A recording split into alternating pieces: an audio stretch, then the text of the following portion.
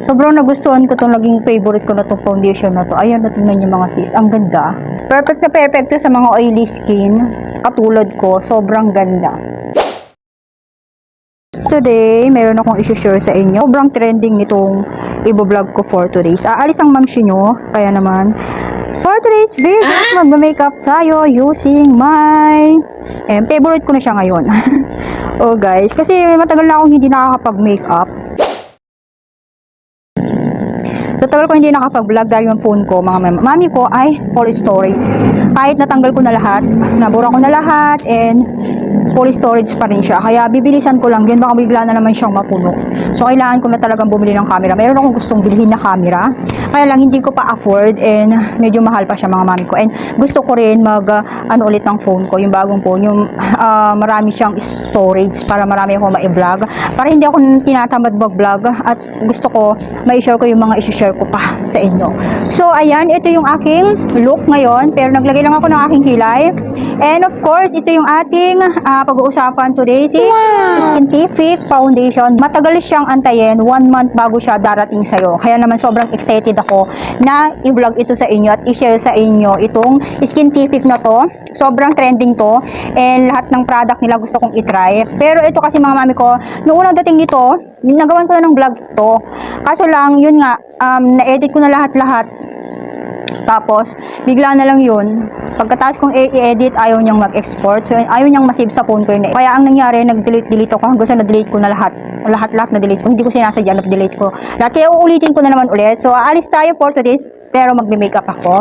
Wait lang mga sisa. Bago ang lahat, ang ginagawa ko kasi, naglalagay muna ako ng ang tawag ito? Ito si Fairy Skin Tinted Sunscreen. Matagal ko na itong ginagamit. Ito talaga yung ginagamit kong sunscreen. Kasi naman napakaganda nito. Nakakatulong talaga siya sa mga pekas ko. Babawasan yung mga pekas ko dito. So, naglinipisan ng mga pekas ko. At syempre, meron tayong protection against the sun. Para hindi masyadong lumala yung ating mga pekas-pekas. At wala akong salamin, dito lang tayo sa camera. So, ganun lang mga mami ko. Ang dami na, naka 3 minutes na ako agad. Kaya naman, Diyos ko, bilisan na natin. Tapos, ang aking shade dito ay Ivory. Number 2, Ivory. Ito, Diyos ko po. Sana matapos ko tong video na to. So, ganyan siya. Kanina, lumabas na ako kanina. Pero, syempre, iba na naman yung ating pupuntahan today. So, ganyan siya. Ganyan yung kanyang packaging. Ang ganda ng packaging niya. Blue-blue. Tapos kumikislap-kislap. Napaka-social ng dating talaga ng Skintific. Parang talagang mamahalin siya. Actually, mahal to mga sisi ko. 399 ata ito. Sobrang mahal ito. Tapos, ganyan siya. Nagustuhan ko dito, yan, dito niya, para pag lumabas yung product, di ba mabilis, gaganon. Excuse me, gaganunin mo lang siya. And then, gaganyanin mo siya.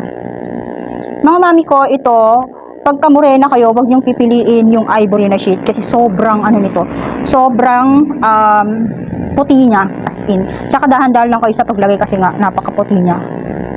So, ganyan. Dito lang ako sa camera ko, nagkatingin. Sobrang nagustuhan ko itong naging favorite ko na itong foundation na to. Ayan, natingnan niyo mga sis. Ang ganda. Tapos, alam nyo, sobrang ganda ito sa mga oily skin. Kasi oily skin ako. Sobrang oily skin ako. Pero ito, nung ginamit ko siya, alam nyo ba, hindi siya agad nag-oil up. Hindi katulad ng mga iba kong ginagamit na foundation. Nag-oil up siya talaga. Ito, pwede nyo siyang gamitin everyday. Tingnan nyo yung kanyang shade, di ba? Ayan. Nagustuhan ko din dito sa foundation ng Skintific, hindi siya malagkit and napakabilis lang niyang i-blend. Nung unang gamit ko nito, nasobrahan ko guys. Hindi ko kasi na-upload yung na yun eh. Yung nagawan ko na ng vlog, hindi ko siya na-upload. Ganda sana nun. Nanginayang ako kasi talagang binuhos ko yung effort ko talaga sa sa pag-edit. Diba ang ganda? Kung pumapasok ka sa school, pumapasok ka sa work mo everyday, napakaganda nitong product na to, itong si Skintific. Diba? Napaka-fresh ng dating niya. Ang ganda ng kanyang lapat, napakaganda ng kanyang coverage, sobrang nakaka-covered siya. Tingnan niyo naman yung aking mukha, diba? Kuminis siya nung nilagyan ko siya ng foundation. Kasi nga talaga nakakatakip siya talaga ng kung anong meron kayo sa mukha niyo, nakakatakip talaga siya mga sis. Ayun o. As you can see yung aking pekas. Oh, medyo natakpan niya guys. Kaya naman sobrang favorite itong ginagamit everyday. Pero kung hindi naman kailangan na gumamit kayo ng foundation everyday, okay lang, huwag yung gamitin. Kung may pupuntahan lang kayo or kung may pupunta ka sa mall, yan. Kung gusto mo lang maging makinis, ayan, gumamit ka ng Skin Tipik.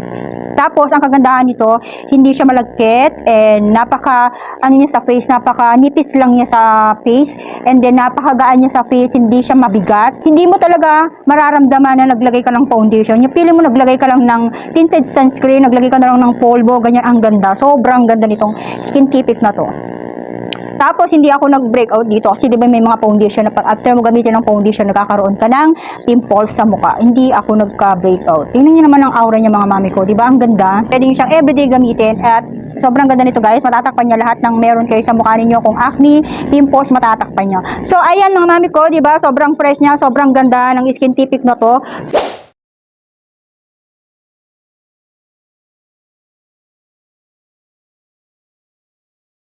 Guys, andito na ako. Tingnan niyo naman yung foundation. Ang ganda pa rin niya. Oh. Kahit ilang oras, andyan pa rin siya. At saka hindi siya masyadong oily. Nakahiga na ako lahat-lahat. Pero tingnan niyo pa rin yung aking makeup, yung aking Skin Tip foundation. Ang ganda pa rin ng tignan. Andyan pa rin yung foundation na nilagay. Ganda.